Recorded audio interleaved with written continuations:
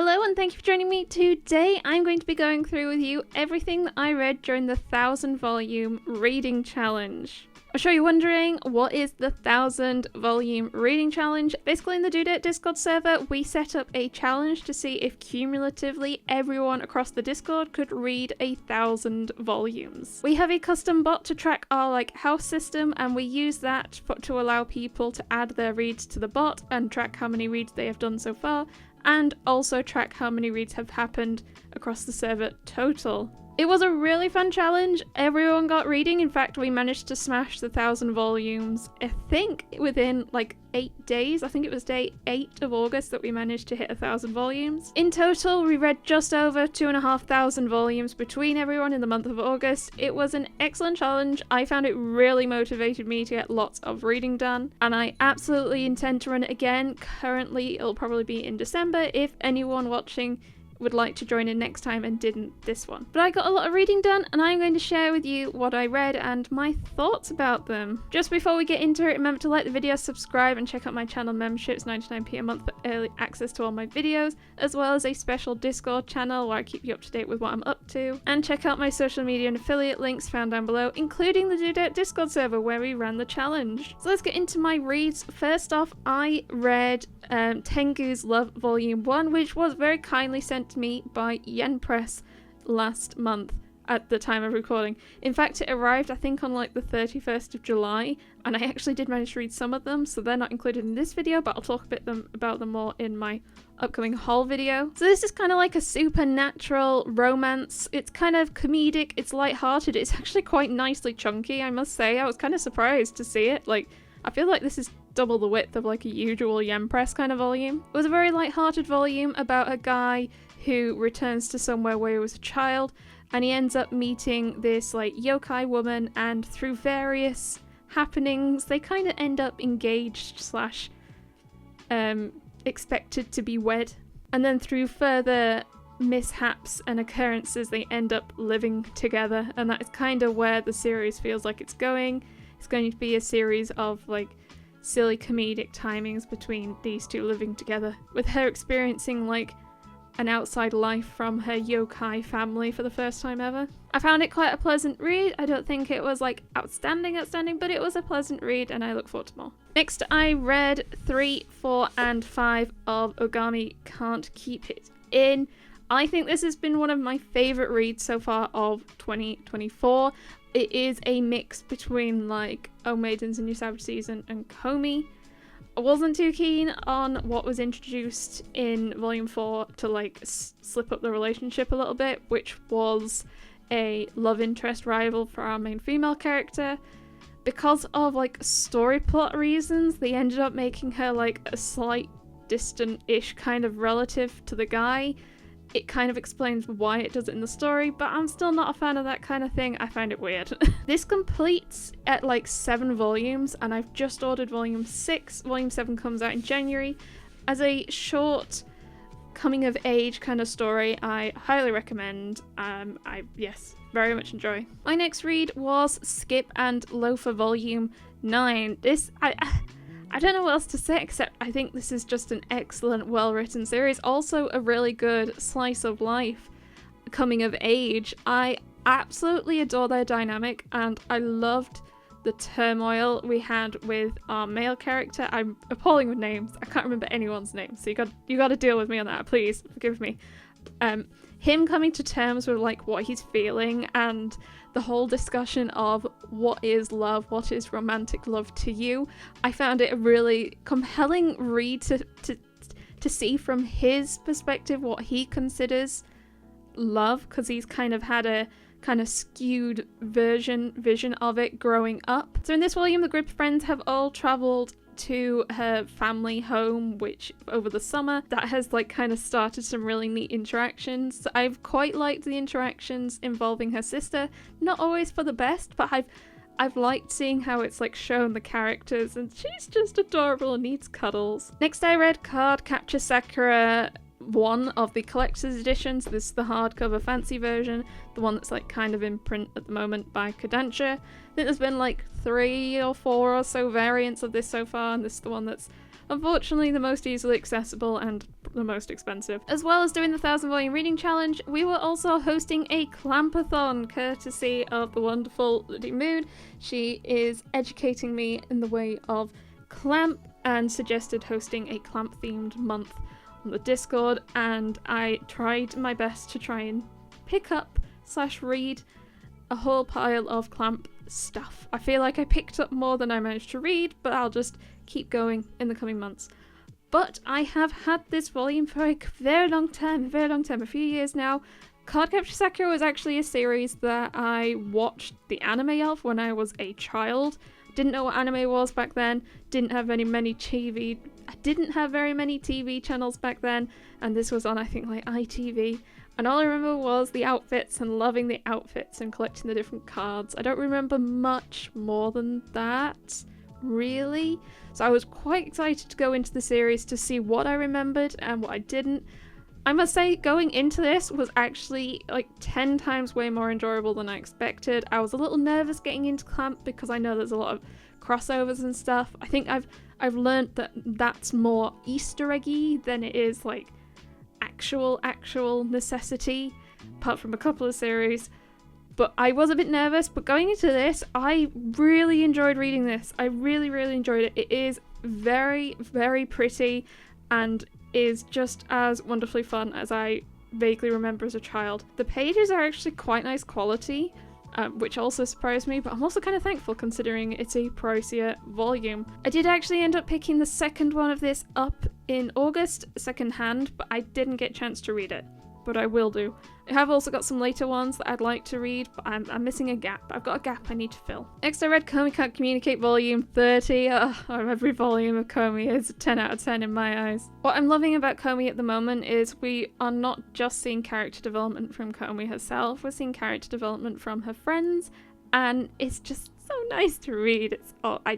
I don't have much else to say about Komi other than I just love it, and every volume is just an absolute delight, and nothing anyone says can make me think otherwise. Next, I read some One Piece. I read One Piece Shokugeki no Sanji and One Piece 105. I'll do Shokugeki Sanji first. So this is a collection of kind of one-shot-ish chapters surrounding Sanji between or before, around the edges of the events of One Piece.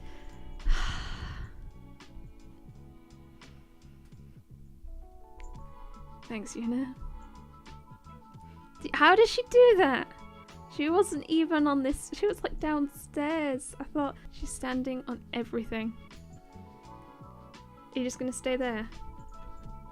Be a menace. Please don't sit down. As I said, this is a series of like one-shot chapters, like from Sanji's point of view and in between the main chapters of One Piece. I enjoyed this way more than I expected to. I thought this was delightful. I desperately hope we get more stuff like this from the One Piece universe, just little bits of snippets around different characters in between. Light-hearted, not that like intense or hardcore or anything. Is amazing. In terms of like how far into One Piece you need to be able to read this, so they kind of follow a chronological order apart from the final chapter, which takes place before the main series begins. So pretty much we're kind of jumping in at various points as the story goes along, with this final one taking place during the Wano arc. So if you want to be able to completely read the whole thing, you need to have probably gotten to at least starting the Wano arc. Chapter 4 is post Marineford, and I think 3 is after the Alabaster arc. So kind of just the further into One Piece you get, the more of this you can read. And then One Piece 105, I was so hyped for this because it taken me ages to pick up this volume, to the point that I have ordered 106 and I'm fairly sure it is in a box downstairs ready for me to unbox. This properly wrapped up the Wano arc. We have now entered the next arc as of the end of the volume, and I'm so excited because I think the Wano arc I found hard to follow because of reading especially fight sequences just so sporadically. Seeing it wrapped up is nice, and now we're going into a bit where it's going to be a little bit less fighting, at least at the start of the arc. Also, I hear lots of great things about this upcoming arc, and I'm very excited.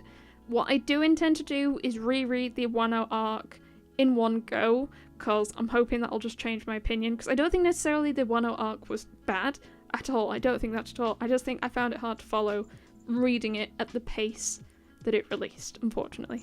But that isn't just a One Piece thing. I found a similar thing with general with fighting battle shonen type series. I think she'd like some pets. Does.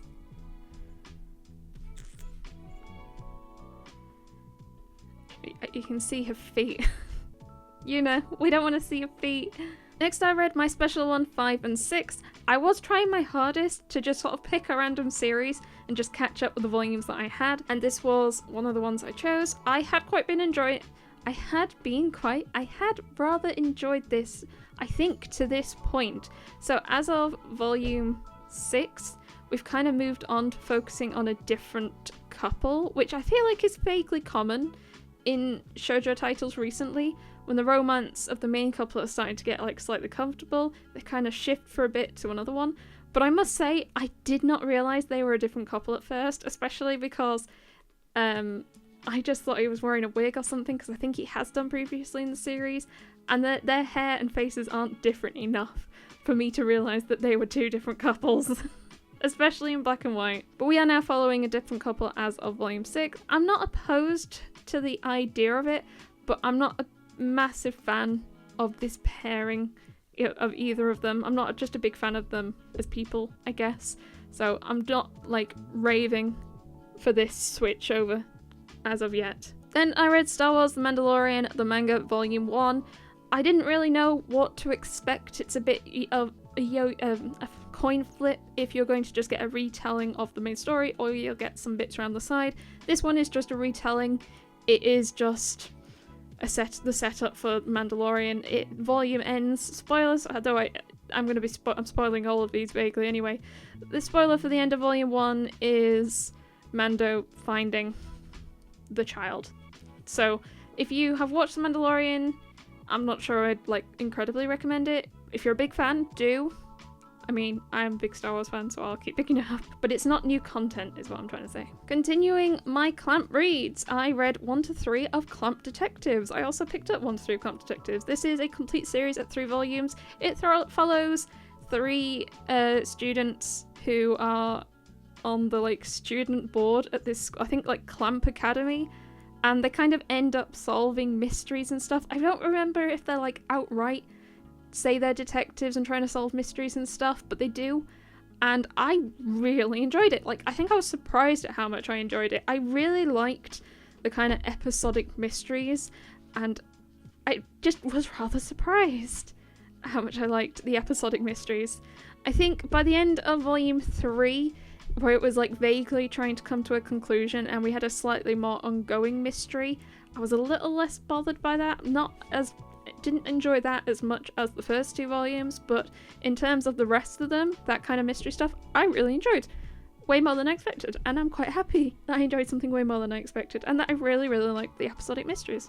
Next, I read volumes 14 to 19 of Something's Wrong With Us, and that is series completion. I completed the series. Something's Wrong With Us. Oh my gosh. I got very thoroughly confused with the wording, with when the series actually ended. It turns out the series technically ends with volume 16, and then volumes 17 to 19 are like continuation epilogue kind of stories. And hence why they've got like these subtitles. What I must say is I was unsure at first, and I still was slightly unsure once I read it, but now in hindsight, I am really happy they did it this way. I feel like sometimes a lot of series end slightly abruptly and we don't get as much of a conclusion as I would like. I really like that we got this like almost a 3-volume epilogue, which obviously I think is kind of overkill for a lot of series, but I think it kind of worked. So volume 17 is a standalone story. It's kind of a little bit of a mystery. And then 18, 19 are also a story together. That's a 2-part story. And yeah, I actually quite liked how they did it. I just thought it was a kind of neat way of running it, ending the series. Though I wasn't like completely blown away with the series overall, I think I really liked how they ended it, which is almost really... I'm not sure of a series I can think of where I wasn't like crazy about the series but quite like the ending for this one. Yeah, strange. Next I read volumes 3 and 4 of Romantic Killer. Now Romantic Killer is not a series that I have previously enjoyed, and I think it redeemed itself a little bit by the end. I'm still not crazy about it. I don't like that like general premise of the plot, which is we gotta take away everything she loves so she can get busy with some random guys. It feels a bit gross.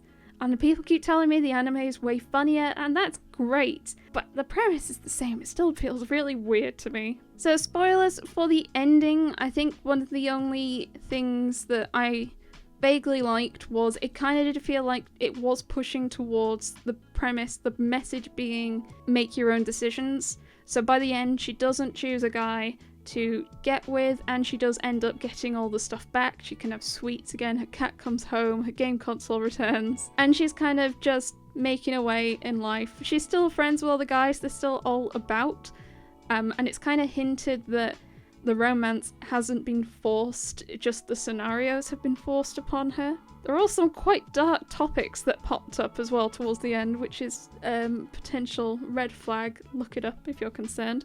But yeah, I think I vaguely was fine with how it ended. I'm still not crazy about the series, but I'm glad I actually wrapped it up so I can see how it ends. Next, I read volumes 10, 11, and 12 of World's End Harem, which kinda wraps up, I was gonna say wraps up the series, it doesn't. It wraps up the first arc. The second arc has a new subtitle and continues the numbering, but the main arc wraps at volume 12. I had been hunting for, I think, volume 9 for ages, and then I got volume 9, read volume 9, and then didn't read any further for some reason. And then I decided to wrap it up. As I said, I tried to pick up random series and wrap them. It was a very, very strange ending, but it's a very strange series as is. I am actually quite interested to see what happens going forward, as by the end of volume 12, they have developed an antidote for the virus that is killing off all the guys, and now they're trying to go and revive some of the men, but there's like forces that are against it. I'm kind of interested to see what that means for the second arc, but it is still filled with degenerate smut moments. Here You Are, volume 1. This is the first volume I have read from Aloha Comics, from the Kickstarter. I must say, I do think that I enjoyed it. This volume had a lot of setup, to be fair. I know not a huge crazy amount happened. It was mostly about guys moving into, I assume, like college, university, that kind of, on a campus. This guy caught his eye, kind of this guy, I think. This one. I think this guy's caught this guy's eye. I think that was what happened. And then there was some like bar moments where they went to a bar and stuff. I don't fully remember. But I think I enjoyed it. I think. Next we have Frieren volume 10. Can't believe it took me this long to read it. I've already had it a couple months. I mean, every Frieren volume is a banger. And I feel it's quite interesting how much my opinion has changed after reading volume 1. Even reading the first few volumes, I think my opinion has still drastically changed. And I think the storytelling of Frieren is just so incredibly compelling, and it's an excellent, I think, it's an excellent fantasy that isn't even necessarily like isekai, and I think it's so much detached from a lot of other fantasy series out there currently, at least in the English physical market, as that's all I tend to read anyway. I think I've just fallen more and more in love with the series with every volume, which is wonderful. I'll give Frieren to Yuna. There you go. She looks confused. But when doesn't she? Next, I read Kaguya-sama Love is War volumes 27 and 28. And this concludes Kaguya-sama. And I enjoyed the ending. I cried at the ending from like, this is nice. This is a nice read kind of tears, which is always a good thing. I should know it's a double cover. I should hold them like this the whole time. I think Kaguya-sama suffered from being too long personally. I think I very much loved it to volume 14, where there was a big moment between these two characters, and then there was a lot of stuff where it almost felt like we were trying to buy time while they kind of developed as a couple by developing the other characters, which is like, it's not like a waste of time, I guess. It's not complete padding, but it did feel like it dragged and it went on for a long time, especially since I said it was volume 14, where I think it kind of went a bit meh. And then I think it took till like the last 5 or so volumes to pick up again. I also quite liked how they did this ending in the kind of big finale from the last arc wrapped at the end of 26 and the beginning of 27, and then we kind of started to head towards an ending in 27 before getting a nice sort of conclusion for all the characters in 28. I think almost every main character, especially the ones that are on the covers here, kind of had a bit of a short chapter to wrap up where they are and where they went after the end of the series, and I really liked that they did that. I like that we get a where have they gone now, especially for a series where like we've been with them for this long. Kaguya-sama Love is War ending kind of hit me hard in another way, in the fact that it's one of the few series that I'm still collecting that I started collecting before I started making manga content. There aren't that many left, unfortunately. There was like Dot Stone, Promised Neverland, Demon Slayer, and they've all completed. It's kind of like One Piece and like a couple others. Not many though. That time I got reincarnated as a slime as another one. But I'm struggling at that point. So I feel almost slightly emotional in that way as well, because I very much remember picking up my first volume of this in Travelling Man Leeds, and it was like close to Christmas, and the cover of volume 1 I don't think quite like sets the tone of the series, and yeah, got quite sad. Kai X Yaku, is it X Yaku or just Kai Yaku volume 1? This was such a strange read. Like, it was both comedic and kind of dark at the same time. I thought it was excellent. It was kind of a mobster gang kind of, this woman's disappeared and for various reasons these two guys are close to her and want to discover what happened to her, so they're now trying to work together to figure out what happened. One of them I believe is in police enforcement and the other is in less reputable profession. It was kind of slightly I felt almost whiplash reading this, the change between like lighthearted and comedic to quite dark moments, which almost made it funny in a really like weird way. Maybe that's just me. But I enjoyed this. I enjoyed this a lot. I look forward to getting more. Next, I read 4 volumes of My Hero Academia, 35 to 38. I had not realised how far behind on this series I was. In fact, I had actually picked up, I think, 36 to read, and then I got to the first couple of pages and I was like, I'm not sure I know what's happening. Like, I'm really not sure I know what's happening. So I went and checked my spreadsheet, and no, yeah, I hadn't read 35 either. I must say, I definitely feel reading 4 volumes of this together helped me appreciate the series more again. It was another one, like with One Piece, where big fighty battle arcs kind of ended up doing bad things for the series to me just because I couldn't follow. Doing 4 volumes at once was excellent. I very much got more into the series because of it. What I hadn't realised until I checked after getting to 38 is the series is now complete at 42 volumes. I knew it was complete, I just didn't know how many volumes that would end up being, which means the next time I read the same again, that will be to the end of the series. And this is, I realise, another series that I had started collecting before my manga content days, so that's going to be really sad as well. I think I estimate it's probably going to be like a year-ish. Next summer will probably be when 42 comes out in English, maybe a little later.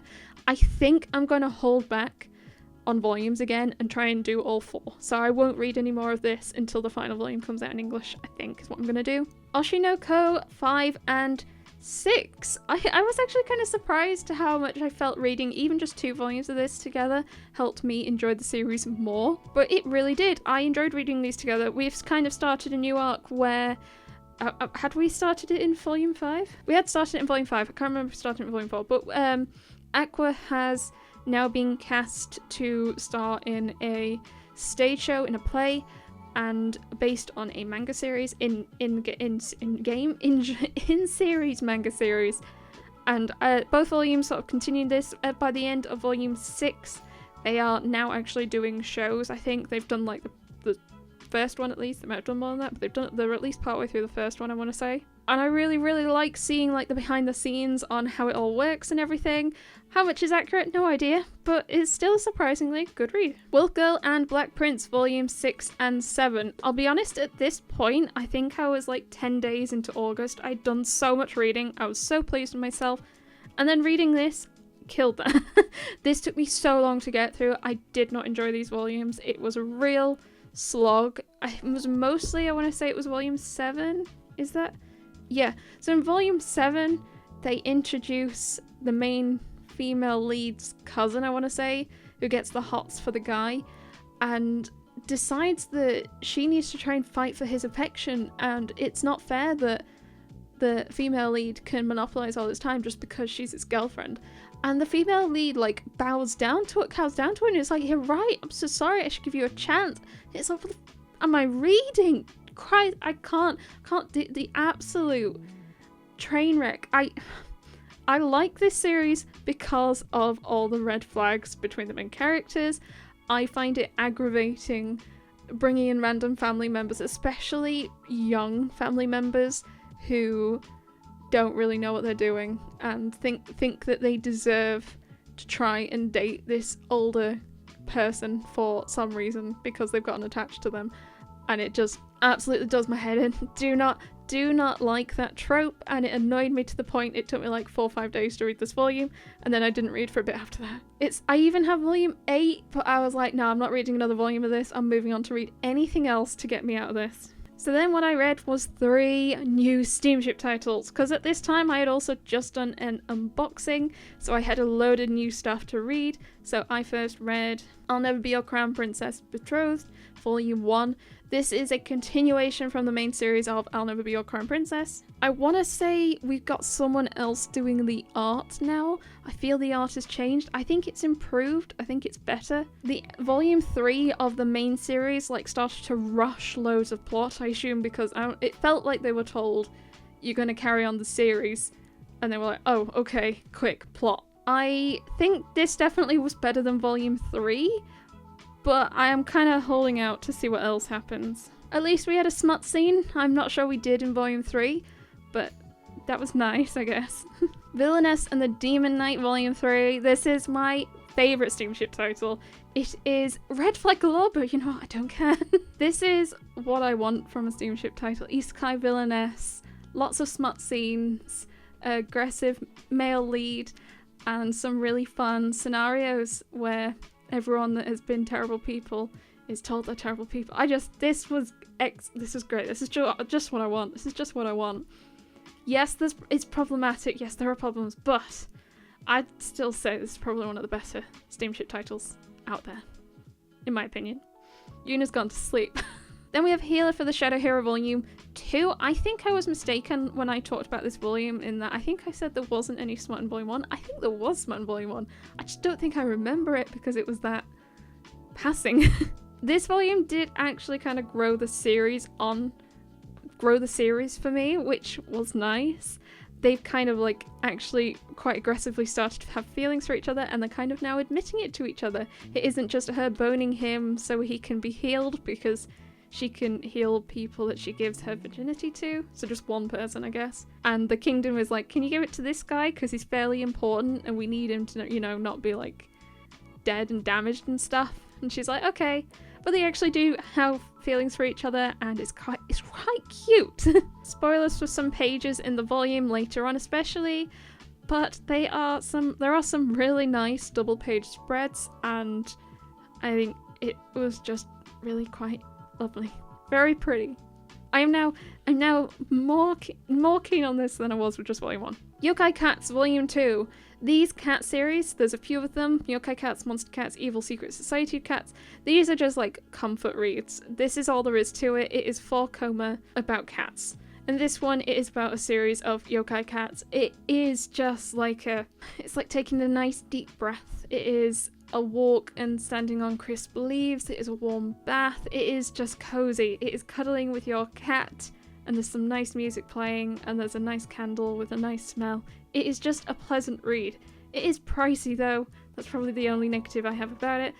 But I just absolutely simply adore these, and I will continue to pick them up. But there isn't really like a premise or a story to them. It's just for Koma niceness. I'm going to kind of do these together because I actually read them back to back, and they are both Volume 2 of Villainess titles. So we have the condemned Villainess goes back in time and aims to become the ultimate villain, which is a back in time villainess where she ends up in a poor life. I believe she ends up working in a brothel, and she goes back in time and is like, I'm going to change this. In this one, she has like the perfect sister actually isn't that perfect, and she's like trying to I think it's her half sister actually. She's trying to put her in a place without it being obvious, especially to the people around her, and I really love that trope. There's a lot of series I've read recently with that trope. I just read Villainess the Hourglass Volume 4. That was another one that does it. I quite enjoy this one. I look forward to volumes of this. Villainess Guide to Not Falling in Love Volume 2 is an isekai villainess. I think this is rather bland and very pretty. It is very pretty, but I don't think it's particularly remarkable. I don't think there's that much about it that I remember, especially in comparison to the Condemned Villainess. She is, I think, knowing something bad's going to happen to her character, oh, by Yuna, so is trying to, like, not meet an end, is trying to do things differently, stop bad things happening, but ultimately try to not draw too much attention to herself, which obviously is not going well because it never does in these. Oh no, is she coming back?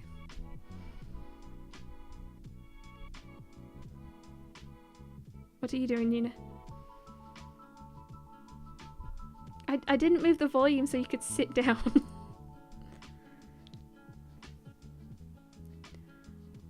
So far, I don't think I would necessarily recommend this one. I mean, I enjoy it because it's Villainess, but in terms of like Villainess titles, there are better ones out there. Did you just sneeze on this? Next we have No Love Stone, which is a cat, which is a Yuna. It is a BL manhwa published by 7 Seas. So far of the other BL manhwa, I think is there just Dangerous Convenience Store and Drunk Punch Love for now. Let me know in the comments if I've missed any. I think I've just ordered another one, Perfect Buddy, I think I ordered or something. So I went in with quite high expectations because I really enjoyed the other two that I have. This one I'm not sure about. I'm not a fan of the dynamic between the two characters, between the two male leads. I find it just a bit cringy so far. So I'm not, yeah. The awkwardness between he has this crush on someone that's like started at his work or something, and it turns out that this guy, it's big spoiler for the series and everything. It does I mean, it all happens in volume 1, but it's still like meant to be like a oh my gosh, I didn't realize kind of moment. But it turns out that the guy he now has the hots for was someone that confessed to him while he was at school, and he said no because he was quite scrawny at the time, and now he's grown up and bulked up quite a lot. Now he kind of has the hots, and the big bulky guy is kind of not letting him forget, and he still kind of has a crush, and it leads to situations, and I just find it uncomfortable, like gritting my teeth, like, oh no, is that actually happening? I've been told it's not a very long series at least, but I'm just not a fan of that kind of communication stuff, I guess. Problems? I don't know. Opposites Attract Volume 1. Now, I wasn't sure if I was going to pick this up at first because, as you probably know, and I keep saying, I love cats. I'm not massive on dogs, not because I don't like dogs, I just find them too jumpy and sudden and loud. That I don't enjoy that personally. I love the concept of dogs, I'm just not so good around them, if that makes any sense. But I must say, I am so glad I picked this volume up. This was like, if I thought Yokai Cats was a comfort read, this was like 10 times that. This was such a comfort read. This was so lovely and nice and pleasant, and the doggies are so cute in it. Look at how cute the doggies are, and the characters are also so adorable and cute. Absolutely would recommend, even if you are not a big dog lover yourself, please. It's so adorable, cute, it's so nice. 10 out of 10 would recommend. I love this volume. It didn't actually say any of the premise. These two basically are out walking their dogs and kind of bump into each other, and they keep bumping into each other, and then they start spending some more time together alongside their dogs, and they kind of kind of drawn to each other, even though they kind of have different personalities and different types of dogs. Hence the title, I assume. It's nice, please. Then we enter a manhwa binge. So towards the end of the month, I hit up Leeds, and there was a ton of new Eyes Press releases, and I managed to snap up every release I was hoping to grab. And I managed to read most of them last month, so we're going to go through a lot of those, because that's most of what I read the rest of the month. Perks of Being an S-Class Heroine Volume 2. Excellent volume. We're in a dungeon. We've met the hero of the book that she'd been isekai'd into, and they've had some really neat interactions. Very, very pretty volume still. The main character's pink hair is just beautiful. I love it. I thought it was hilarious. I still continue to love the stat system, the weird system with like administrators trying to like convince her to start a cult, religion, and it's great. I was already looking up to see when volume 3 comes out. It is November. It is November, and I can't wait. I'll just throw it there for now. Father, I Don't Want This Marriage Volume 1. It is a new release from Inklaw. Now, so far the only other Inklaw volume I have is my friend Yamanda-kun, level 999 something. Which is interesting that they're doing both like manga and manhwa under the same kind of imprint. I suppose actually 7 Seas does that, so it's not that new. I just keep thinking Yam Press, Eyes Press, but no, other things do it too. The cover leaves much to be desired, unfortunately. Interestingly, Inklaw did apparently talk about it. Someone on Twitter went and asked them about it, and they said that because of the way they've licensed through like multiple parties, it gets trickier to get sign-off on the cover than usual, because they're going through someone to get to the mangaka. Actually, what is the equivalent of mangaka for someone that creates a manhwa? Also, let me know in the comments if you know that. I'd be interested to know. Yes, so this is, I think it is an isekai. It is an isekai where things don't go great for this character. Quite a brutal end, and then someone wakes up in the body of, at some point, I think like a few months before it's all meant to go downhill, I want to say. There's the character. I must say I'm not a big fan of her face. There's something about her face that doesn't feel quite right. I don't know if it's just the way her eyes drawn makes her look quite sad a lot of the time. But basically she ends up trying to cut ties with everything that ends up leading towards her end. But things aren't quite the same. Things aren't going quite the same way. Things are happening a bit differently. And there's quite a nice love interest spawning towards the end of the volume, and I rather enjoyed it. I enjoyed it more than I expected. I didn't really know what it was going into it. I just saw manhwa, picked it up because I've been loving manhwa recently. Very, very much enjoyed, and I look forward to more. Very much look forward to more. I didn't actually check to see when volume 2 of that is out, actually. Business Proposal Volume 6. I have been really enjoying this series. Once again, binging a bunch of volumes really helped me get into it. I think it's super pretty. I love how I love the art style. I love how it's drawn. I love the characters. I like how quite aggressively romancy this is focused, and there's nice bits of little drama, but nothing like too intense. I can't remember how many volumes this is until it's complete. I want to say it's like 9 maybe, if I recall correctly. Which ones has she headbutted? Are they the ones she's liked the most? I kind of like this bright yellow colour because we don't get yellow colours that often. This was a great volume. There were some great moments. Feel like we're getting a like spanner thrown in at the end of the volume. I hope that isn't just like for the sake of it. I'll see how it plays out, I guess. Okay, so next I did receive another parcel from Yen Press because they are amazing, and I received volume 1 of Finding Camellia, which is a new series brought to you by Eyes Press. Once again, really loved it. Obviously I did. This is a very, very pretty series. It has some sad moments, very sad moments. A lot of this is build up and set up. So the general premise is there's this noble family, and unfortunately their son is very, very sick, and turns out that the head of the household had an affair which produced a child named Camellia, and the matriarch of the house goes out and finds this child and brings her to the house, dresses her up as a son, cuts their hair, changes their clothes, tells them, "You are now our son," basically in case the eldest passes because he is very sick, they do still have another son as part to be able to continue the lineage. Is kind of what the scam, is that the right word? What they're trying to trick them, the nobility into thinking. So this poor girl is like whisked away off the streets, dressed up as a boy, taken from her mother, and is told, "Yep, you are now a boy living here." So for most of the volume, we are focused on Camellia as a child and not the setup, being nicked off the street, told to be a boy, and a few stuff around the edge.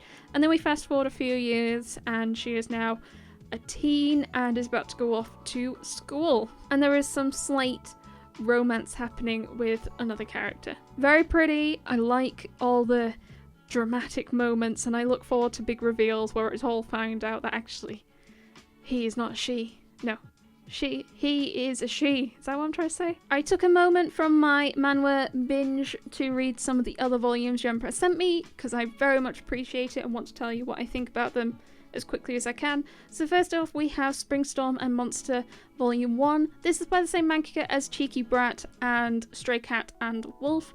And I will start off by saying I am not a massive fan of either of those series. I really did not like Stray Cat and Wolf at all. I did not know it was the same mangaka till I got halfway through this volume and there was a reference to Cheeky Brat and I was like, oh, that's interesting. I think that's a reference to Cheeky Brat. And then I was like, wait, this actually makes a lot more sense now.